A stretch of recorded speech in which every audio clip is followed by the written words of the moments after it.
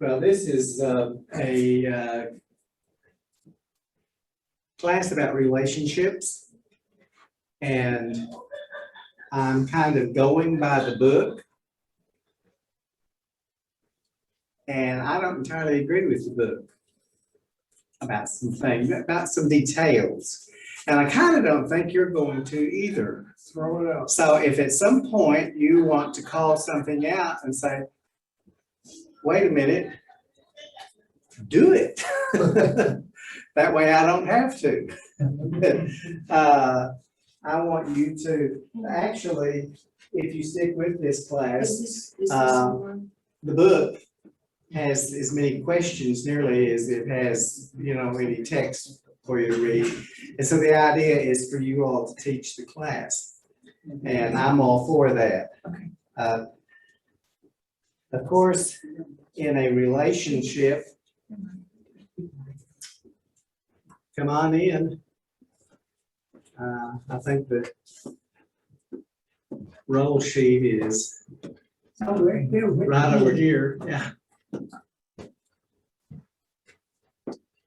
Well, let me say this before I start with that. I think there's enough information in the introduction to this lesson and in the lesson itself that there is no way we're going to get through all of it tonight if you all do what I need you to do, which is talk. Also, hey, the long arm there. And it bugs me, but there's nothing I can do about it. So we'll just go and get to where we get to. And I'll recap and start wherever it is we are next week, and we'll just do it that way. In any relationship, there's got to be communication. And this starts out talking about communication.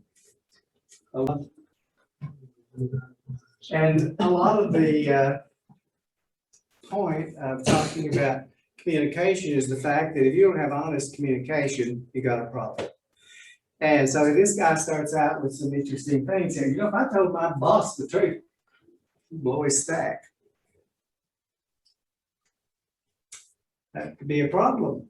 If I told my husband what his constant traveling is doing to our family, he would get defensive.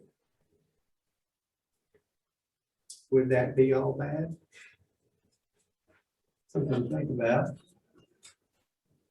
If I told my parents how frustrated I am in school, they wouldn't understand. That would kill communication if you felt that way. If I told my wife about the sexual frustrations I feel in our relationship, she'd accuse me of having a one-track mind.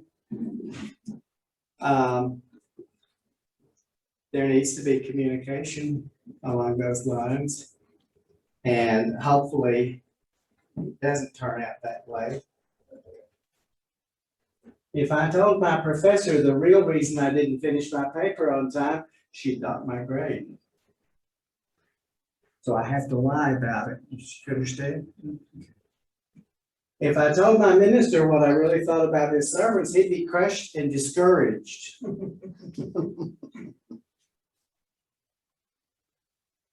Now, I got to looking at that one and I thought, why do I have to tell him? I don't know, we're talking about relationships, and I'm gonna have a perfect relationship with him, maybe, but we get to thinking about all these things, and these are reasons why we feel like I just can't afford to tell the truth. That's just gonna be way too difficult. And I think a whole lot of us could write a book entitled 101 Good Reasons Not to Tell the Truth. Because telling the truth sometimes does get pretty difficult. And certainly telling the truth has fallen on hard times in our day and age. Now, a hardened cynic would probably not debate the Bible on the subject of telling the truth, because the Bible from cover to cover says, speak the truth. And it doesn't have any exceptions. At least I haven't found it. If you know of one, let me in on it.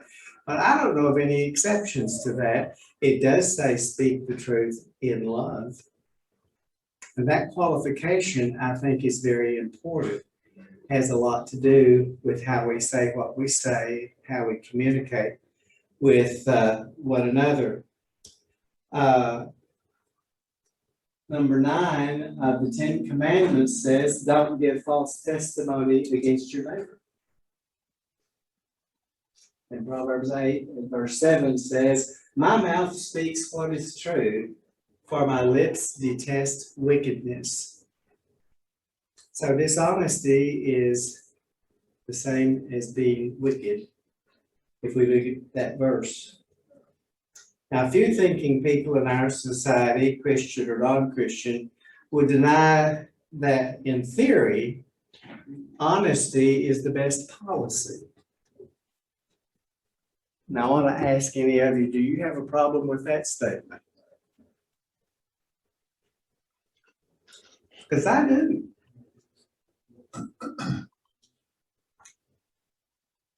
Oh, I thought something was coming. Well, maybe. I'm waiting the words here. You can tell a lie by telling the truth. This is true. Well, my argument on this, I would just say that honesty is not the best policy. You're gonna, what in the world is he talking about? Folks, policies can be changed. If it's just a policy, it doesn't mean that much. Honesty is a principle by which we ought to live. Do you see? Am I making any point at all, or am I just fighting with words? Maybe I'm just doing the latter. But it seems to me that just to say, well, it's the best policy, is being kind of flippant about it. But anyway, that's what the author said. The hard reality is, in the pressure of real life relationships, sometimes truth doesn't come out of our mouths. And you know, I've seen the time when I open my mouth with a determination that I don't want to, and this isn't pretty, but I'm going to tell the truth, and that wasn't what came out. I've gotten better at it. I knocked a little place on a lady's expensive piano the other day, marked a little spot on it. And I didn't want to tell her I did it, but, you know, can I tell her I think the cat did that? I don't think that's going to fly. So I told her I did it. And I thought her response was pretty good. She said, you know, 30 years ago, I would have cried. She said, today, I don't really care. And, you know, boy, talk about relief. I thought I was getting ready to refinish somebody's piano. And that wouldn't be a whole lot of fun. It would be very expensive. But it really, truth needs to come out of our mouths. Too often, the natural tendency is to do everything that we can to keep the peace. Let's just have peace. It causes way too much tension in our lives if we start telling the truth. At least we think it's going to. There's just going to be all this chaos. And other times we feel the need to be truthful, but we have the sense that the truth is not going to be received very well. And in those moments, we decide that truth telling is, I went the wrong way, didn't I? I can correct that, he said, hoping he could. Truth telling is a great idea for everybody else. You know, it kind of gets to that point. And sadly, many are in a relationship with a husband, a wife, a son, a daughter, a parent, a friend, an employer, an employee, or someone else who has no idea that we're covering up our true feelings. And that gets down to that point where, isn't it really nice when you have a husband, a wife, a friend, all those categories we mentioned, that you can be honest with, that you can say what you think, even if you know it doesn't necessarily agree with what they think, that you're allowed to be the person that you are. And this author says that when we don't tell the truth in these situations, that we're making a calculated decision not to tell the truth. And that we're attaching a higher value on keeping peace than we are on having an authentic relationship. And that over time, this could become very costly in nature. He says the problem is that we all have this inner yearning to be in a significant relationship with someone with whom we can be completely honest and vulnerable. We all hunger for a person with whom we can share failures as well as successes, shortcomings as well as victories, our doubts and our deepest fears. We all seek for that someone who will also relate to us with integrity, confidentiality, and love. We all yearn to have what the author calls communal relationships. And I kind of looked at the word communal when I saw that he was saying that. His idea with that word is just the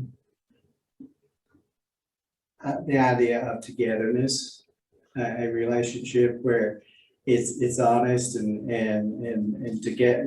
I looked up commune and found about 15 different definitions, and most of them didn't agree with the other definitions. And so I thought this was a poor choice of words. But I think we can figure out from the rest of what's said here what he's talking about. And he says, sadly, too many of us seem to be stuck in, and he's invented a word here, pseudo communal relationships. And those are the ones that have the pretense and the appearance of community, but it really doesn't exist. People in pseudo communal relationships, he says, talk about safe subjects, carefully edit the conversations so as not to disclose the really private parts of their heart, and make sure to avoid all potential tension and chaos and this sort of thing. In short, he says we sacrifice truth-telling on the altar of peacekeeping and never enter into real community.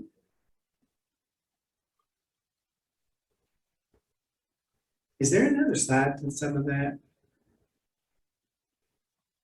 Have you ever seen the person that was determined to tell what they think about everything and they just turn out to be little troublemakers? If they think it, they say it. Yes. I'm not in total disagreement with him here. I'm just saying maybe he's overstated his premise just a little bit. Because I'm not against truth telling. I'm not against honesty in relationships, of course. And he goes on to say that these lessons will challenge your levels of transparency so that you may go beyond your natural comfort zone. And I thought that was kind of above or away from our comfort zone. So that's why I put that picture up there. I know it would be for me because I'm afraid of heights. But he says you matter to God, and that's right. So do the people that he's brought into your life. And God longs for us to have good relationships with one another. And that means we need to learn how to tell the truth to ourselves. And he's going to make a big point out of this. And I think it's a really good point as we continue. It also means that we have to commit ourselves to telling the truth, even if it means occasionally sacrificing the peace. But in doing so, he says, what you will discover is God's true plan for human relationships, real community, real intimacy, and real transparency. Which brings us 20 minutes into this, down to the first lesson. And the name of, or the title for it is Secret Conversations. Have something to do with the big picture. Some years ago, it was discovered in Moscow that the American embassy was so loaded with electronic listening devices that every single conversation in the place could be picked up and recorded by the Russians. So they had access to every private conversation in the US Embassy. One report said that the steel structure of the building was like a giant antenna that it just broadcast everything to the Russians. Well, as you might suppose, our government thought that was terrible. We didn't like it. And so we were outraged, and rightly so. A breach in confidentiality in foreign relationships, there's that word again, can be very dangerous and also very costly. Private conversations are just that. They're supposed to be in private, and invading that privacy is wrong. Most of you know that I tune pianos and I get into people's houses. I mean, I'm invited in, it's not like I sneak in, but I'm invited into their houses and I'm sitting there tuning the piano. Well, you know, you're just looking for a pitch, and if they start talking, it's hard not to hear what they say. And most of the time, they don't talk about anything of any great consequence. But every now and then, and I remember this one husband and wife, and they were just talking so quietly, and I could tell they were laboring to hear each other. They were talking so quietly. And finally, I just told them, I said, look, I said, if you're talking quietly to help me tune this piano so I can hear the piano, I said, quit worrying about it. If you're talking quietly because you don't want me to hear what you're saying, keep talking quietly, because there are conversations that are none of my business and I don't really want to hear it. But I thought I ought to make that distinction for them, because with these expensive tuners we have these days, you can do a whole lot of tuning with a whole lot of noise going on, including a house full of kids day before yesterday. But anyway, so it also says that we don't want our public conversations to become, our private conversations to be made public. We are all aware that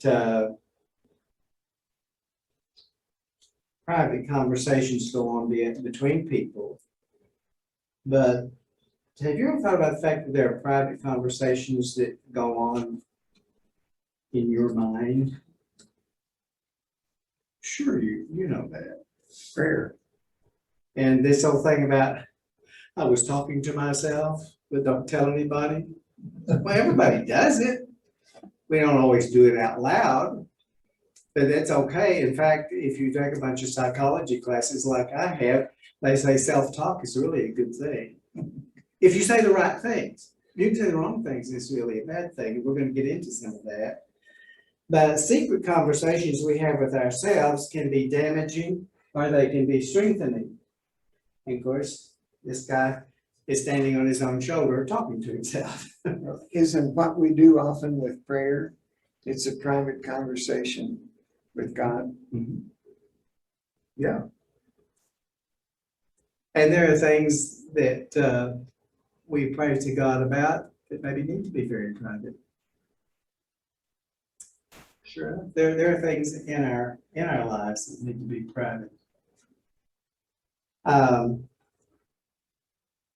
The secret conversations we have with ourselves can be damaging or strengthening.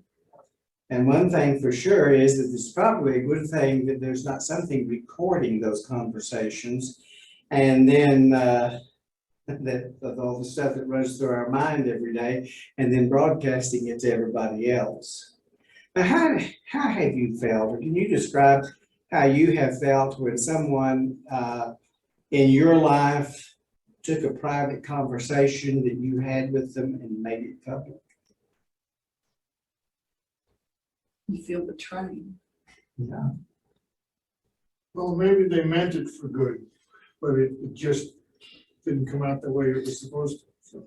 So they didn't do it on purpose, but it's hurt just the same.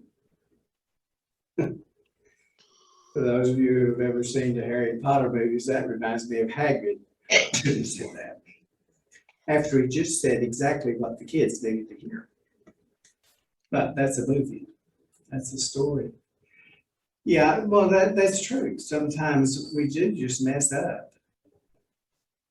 Sometimes bits and pieces get taken of a conversation and out of context and relayed elsewhere. And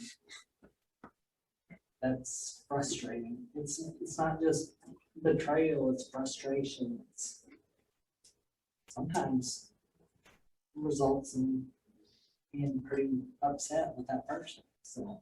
Yes. I was gonna say, sometimes you have to, before you start talking, you have to consider who you're talking to. And, you know, you have some friends you can tell anything to, and you know it will not be repeated. But then you have to consider who you're talking to and decide, is it wise to share everything with this person? Yes, that's very true. I saw on social media the other day, someone asked the question, do I have to keep confidences with someone when I've fallen out with them and I'm mad at them? In other words, now that I don't like them anymore, is it okay to tell everything that I've been keeping a secret? And of course, I wasn't the only one. Several other people said, no, it's not all right. If something was said to you in confidence, keep the confidence. You know, some of our politicians say things they don't mean to be heard by the microphone that's turned on. That's good. That has caught a few of them all right, sure enough. Well, and of course, that doesn't have a very good impact on our relationship with somebody if they start telling things that we told them in confidence. In John chapter 8, verses 31 and 32, and then skipping over to 42 through 47, with verse 31, Jesus said to the people who believed in him, you are truly my disciples if you remain faithful to my teachings, and you will know the truth, and the truth will set you free. Jesus told them, if God were your father, sorry about the typo, you would love me because I have come to you from God.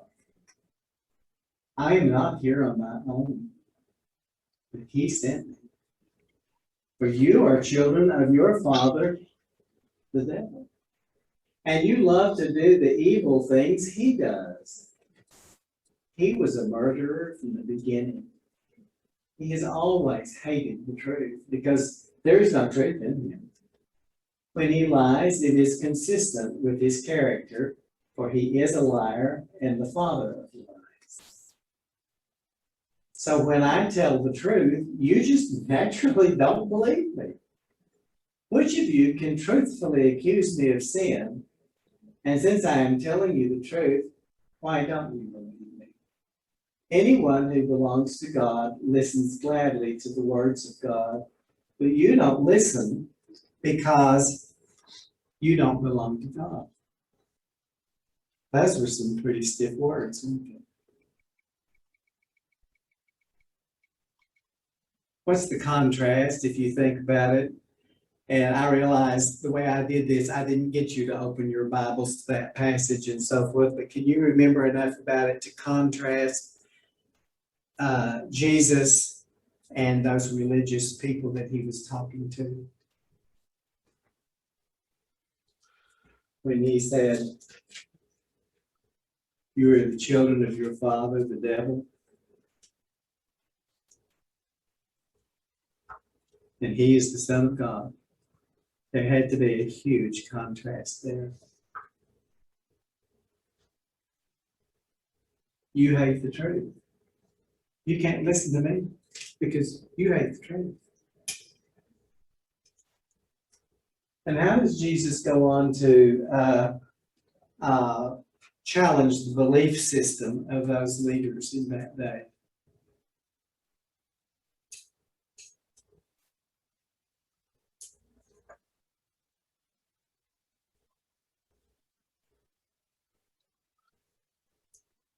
Or does this tell us anything about challenging religious people today? This may not be what you're going for, but I think he challenges the true nature of who they really are and what they really said. And did. Yeah, No, that's not- and so when he is telling them that they don't believe the truth, because they don't want to, Right. they wouldn't even listen.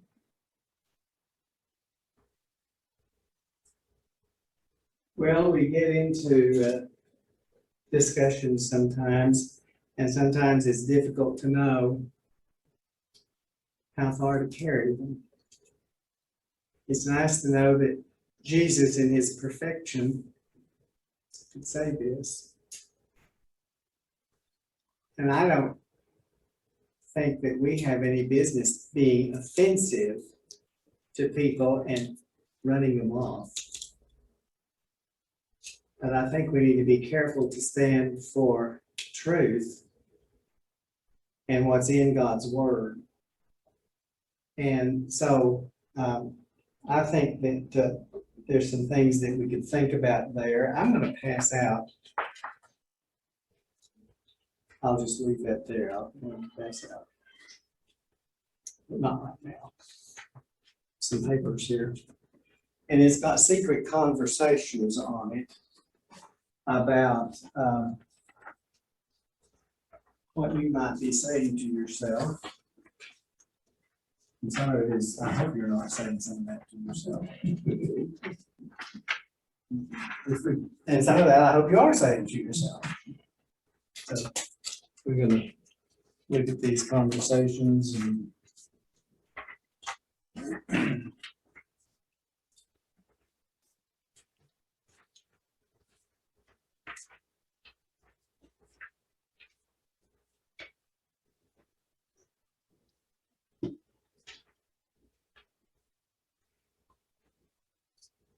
but the first one up there is secret conversations about your self-worth. And I apologize that that's kind of smudgy and all that. But you know, you take what material you have. And I didn't typo that all over again.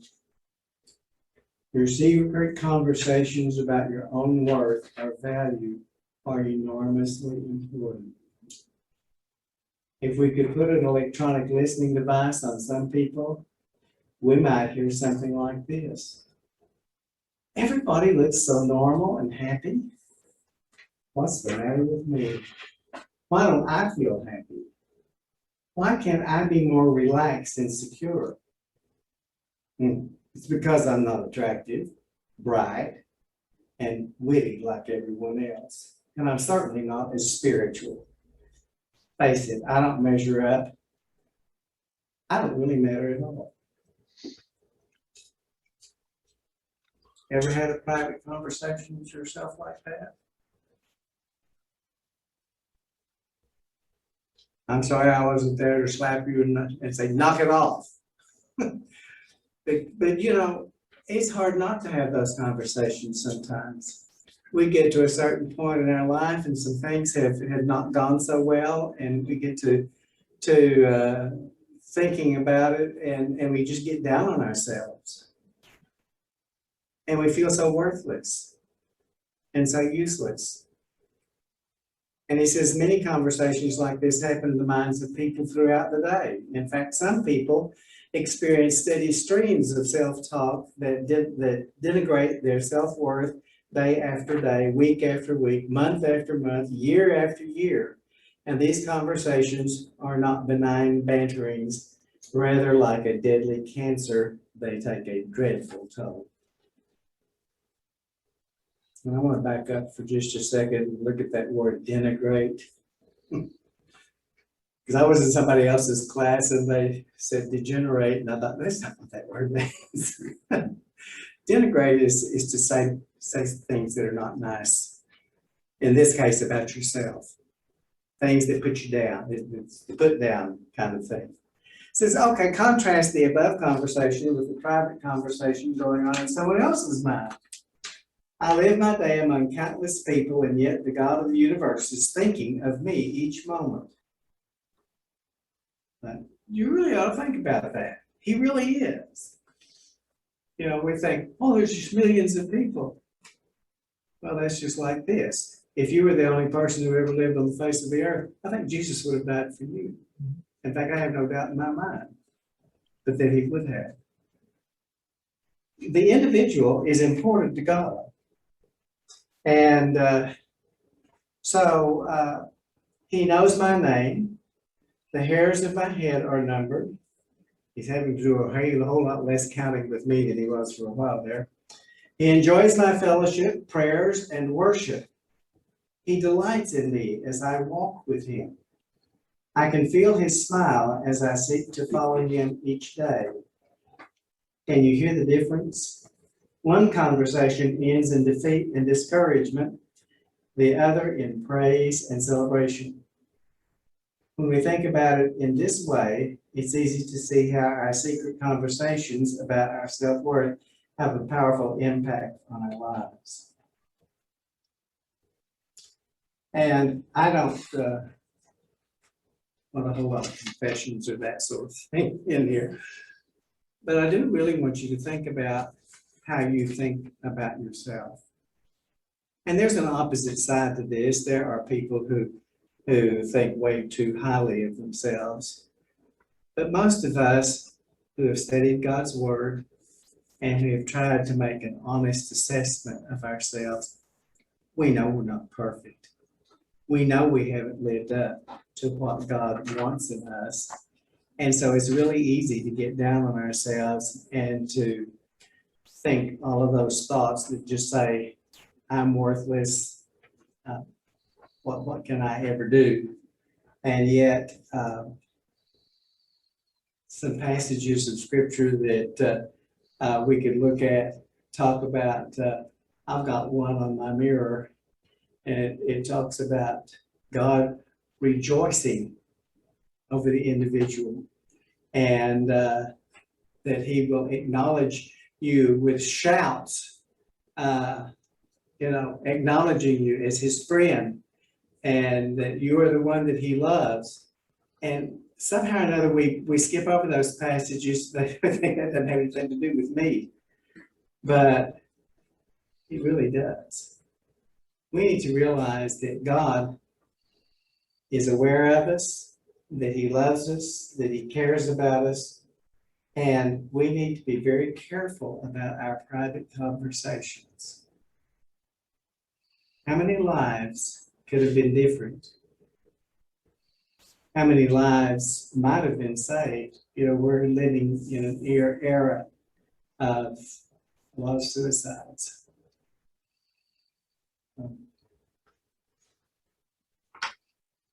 I had a fellow one time when I was preaching in Tipton, Oklahoma, and he canceled his bulletin. He didn't want the church bulletin anymore. And I thought it's strange. He's got so many friends here and this sort of thing. What's going on? And so I called him and I said, I don't mind canceling your subscription to the bulletin, but I said, I was just curious why you did that. Well, he got to talking about tying up all these loose ends and doing all these various things and so forth, and just getting everything streamlined and so forth. And so I called somebody there in Tipton that I knew was a close friend of his, and I said, you need to call your friend because he's getting ready to commit suicide. I said, he's tying up all his loose ends. And OB said, you gotta be kidding. I said, no, I'm really not. And he called him, and sure enough, the fellow said, how did you know? He said, my preacher told on you. He said, you can't do this. You're thinking wrong. And there's lots of stories like that. But there are so many people that get down on themselves. And so self-talk, is it really true? All this stuff of, you know, uh, the bad things we say about ourselves. And most of the time, maybe there's a little bit of truth, and then there's just a whole lot of, we're doing the wrong kind of talking to ourselves. Anybody want to say something here? Yes, sir. If, on YouTube, there's a very popular song sung by an Irish tenor, Emmett Cahill. And the title of the song is My Forever Friend. And it starts out in the relationship one-on-one. And then, like, if I depart from my friend, my halo is tinged, but he does not depart from me. And then it enters into the question of love for me. No matter what I do, he's my forever friend. And the lyrics and the song are just exceptional, I think. Who is this tenor? My forever friend. And Daniel O'Donnell has sung it too, but this Emmett Cahill, EMMETT CAHILL, is the one who, you know, it seems like any time you pull up YouTube, he's there somewhere on the scroll. Well, a lot of what you see on YouTube is based on what you've already seen on YouTube. Because he's not on mine at all, but I would like for him to be. I come near seeing pianists, but anyway, that's. Well, okay, secret conversations about personal competency. Because we need to be very sensitive about the way, about our private conversations when it comes to the area of personal competency. Imagine two people driving to their first day on a new job. One is in his car saying to himself, "This is gonna be a disaster. I mean, way over my head.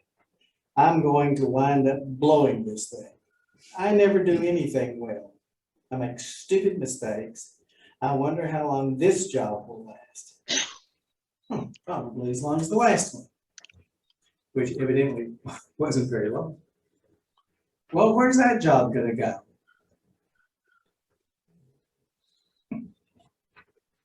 Nowhere. I would label this attitude. You know, we talk about how the ship sits, it's the ship's attitude. Well, it's listing when you have that kind of attitude. It's not straight. It's not right. I have 3 granddaughters who have just recently taken new jobs. And I think if we look at the big picture, you can see God's hand placing them in those particular jobs. You know, I always wonder about things like that, and I'm not questioning you, I don't mean it that way, but just to what extent God is responsible for where we are, and maybe to some degree what we're doing. Because if we allow him, he'll use us. If we allow him, he'll put us in places where we can do things with him.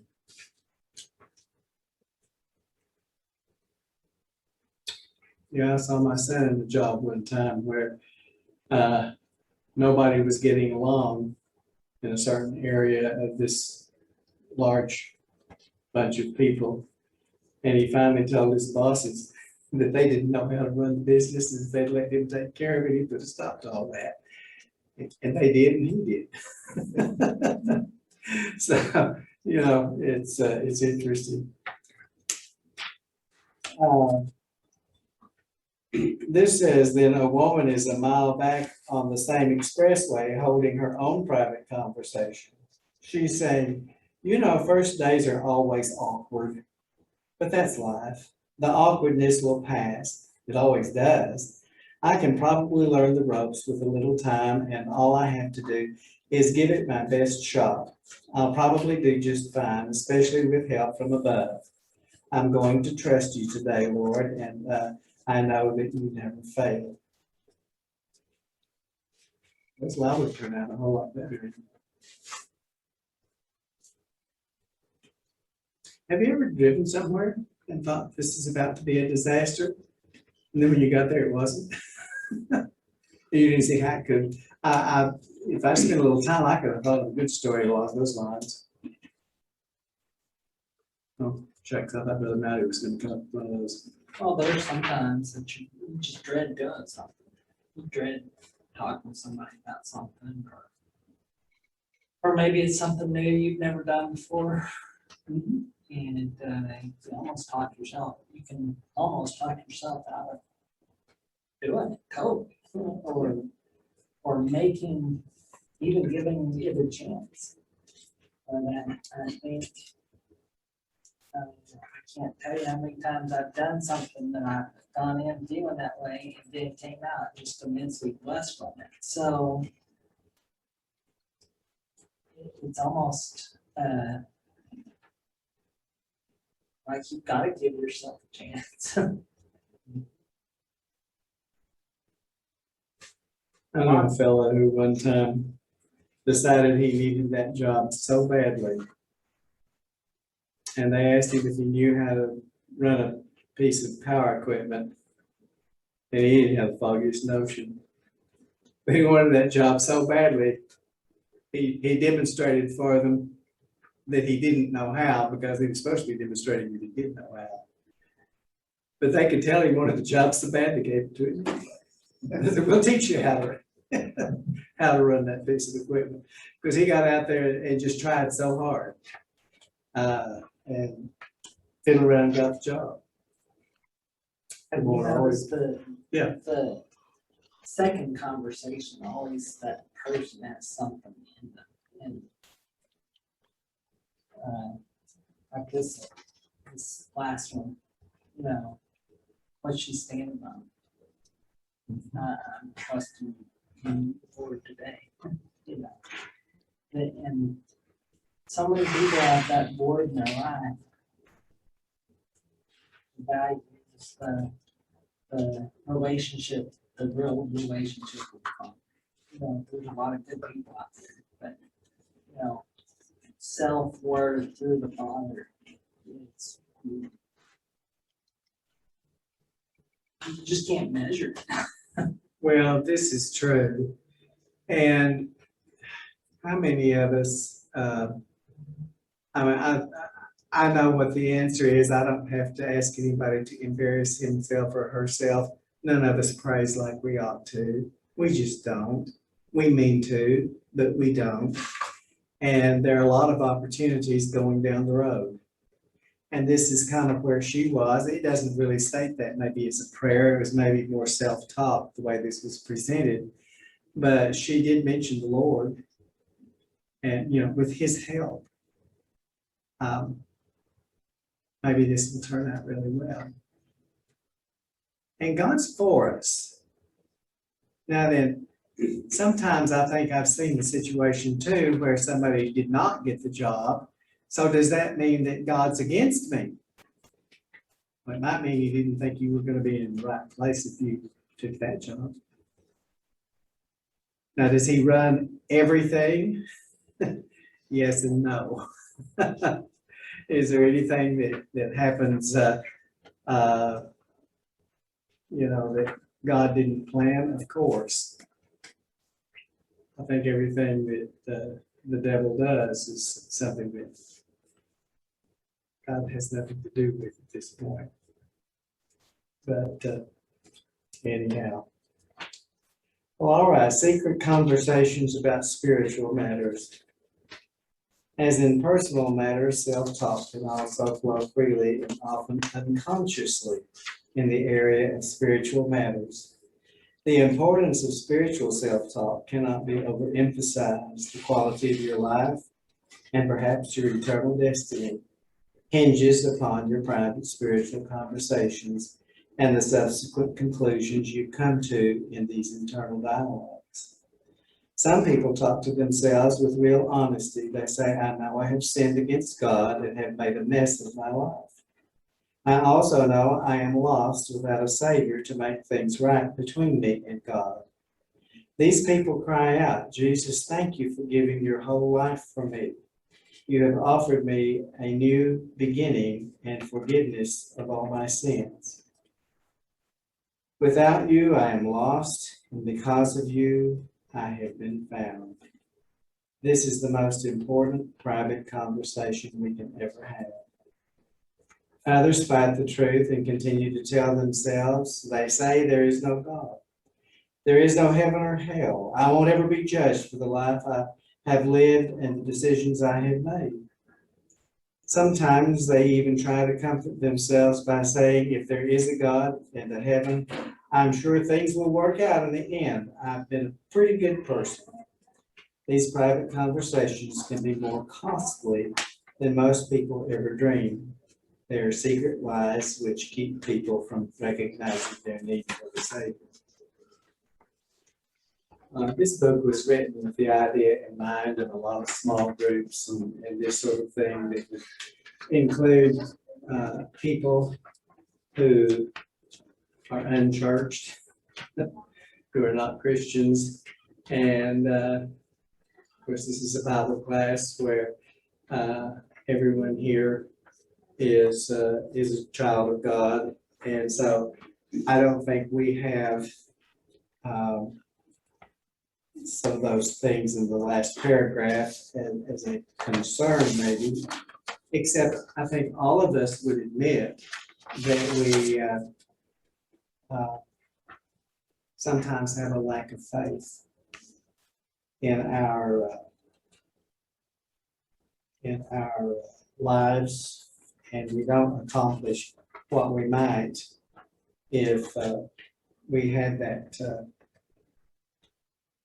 strong faith in our lives. I'm gonna rummage around here and find my notes, see if I have any comprehension of where I am, and obviously I don't.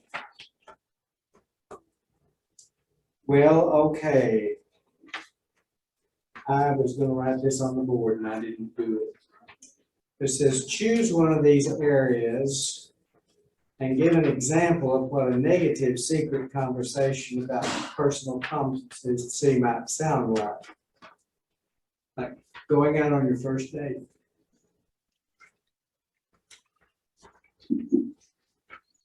It's been too long. That was in the last century. It was. Well, when the first date Robbie and I had,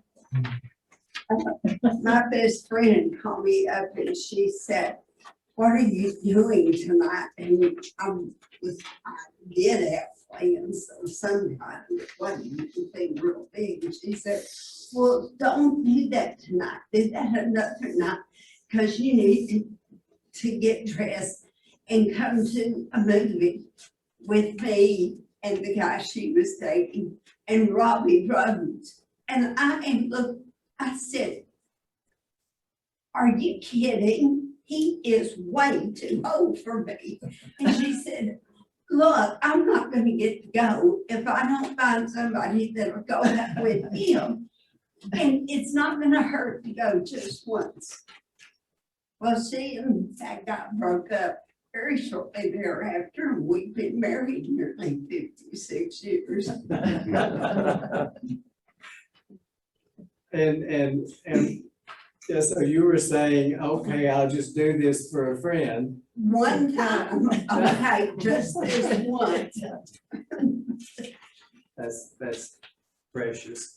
It really is.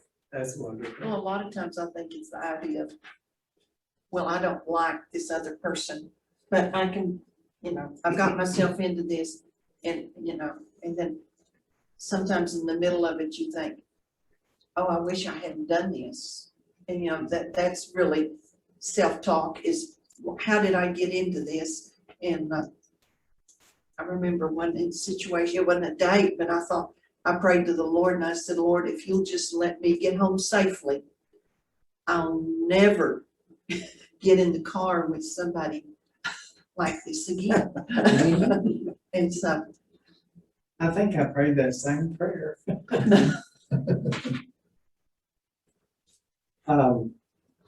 I guess that was negative talk to myself.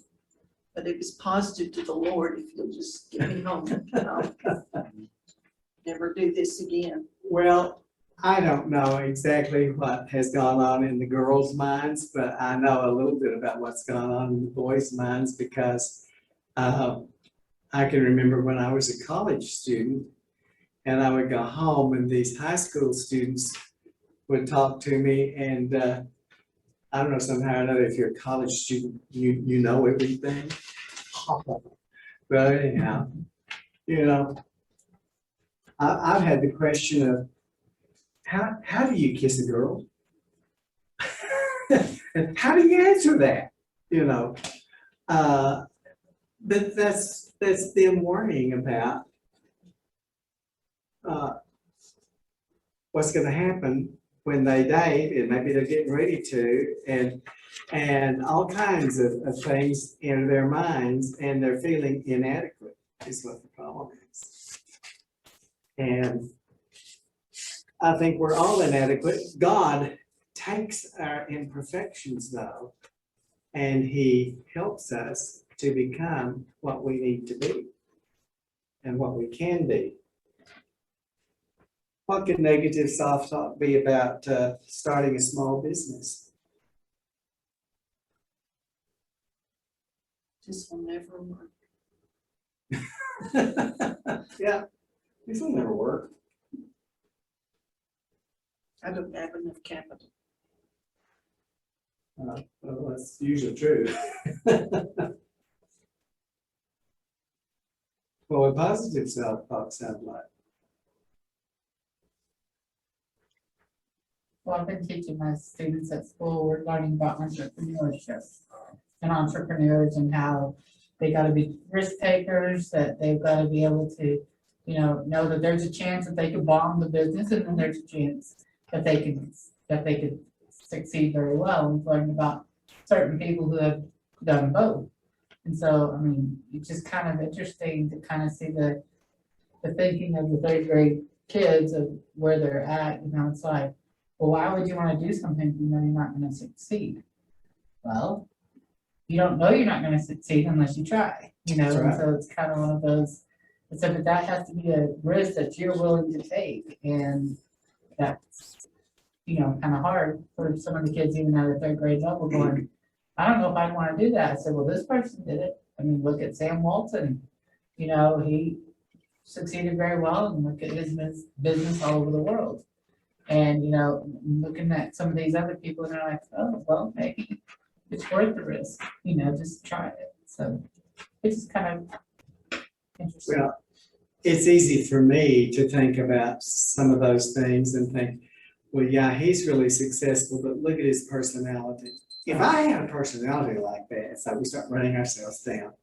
If I could do what he does, if, and my thought is, if you do something you really like and something you really love, your personality's liable to shine in spite of yourself.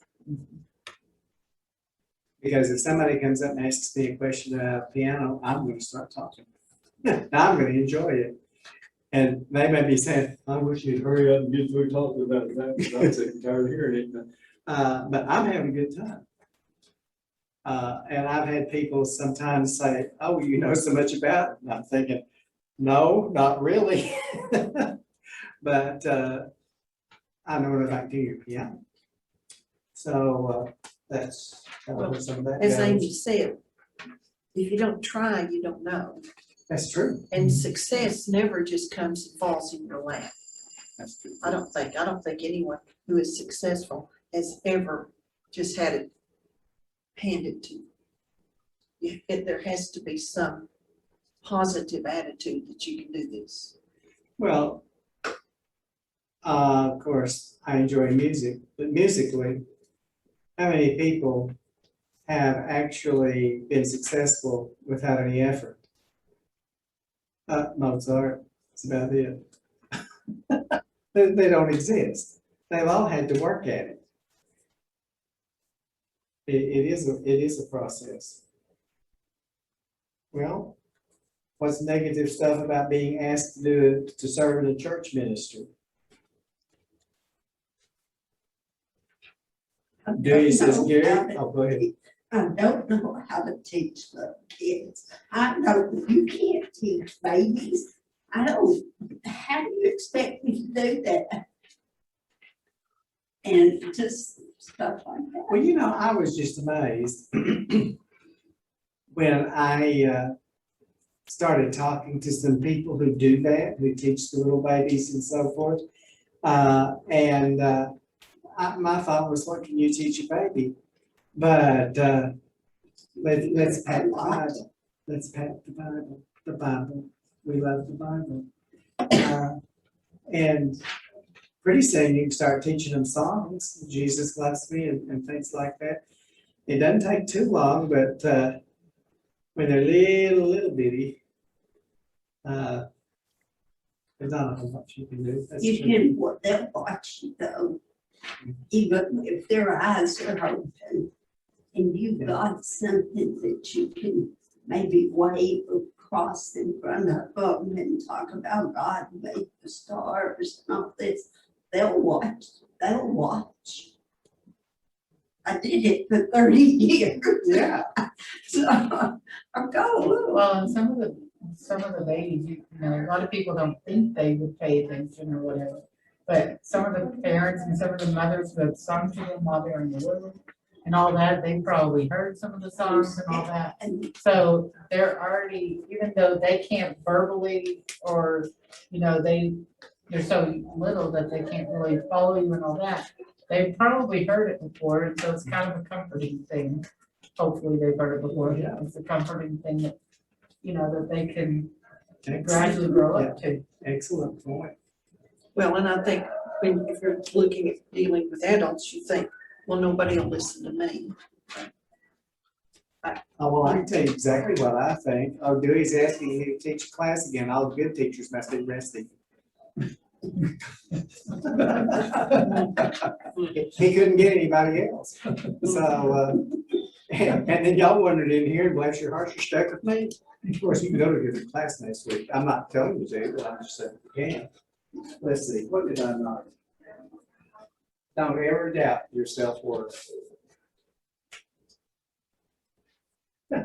You need that attitude right there, especially on that job that we were talking about, starting a small business. Let me know your ways that I may know you, so that I may find favor in your sight. It's 32:13. That's the end of that. And I don't know if you got anything out of this or not, but I enjoyed seeing you here, and we'll, I think we made it close enough to the end. We can probably do chapter 2 next time.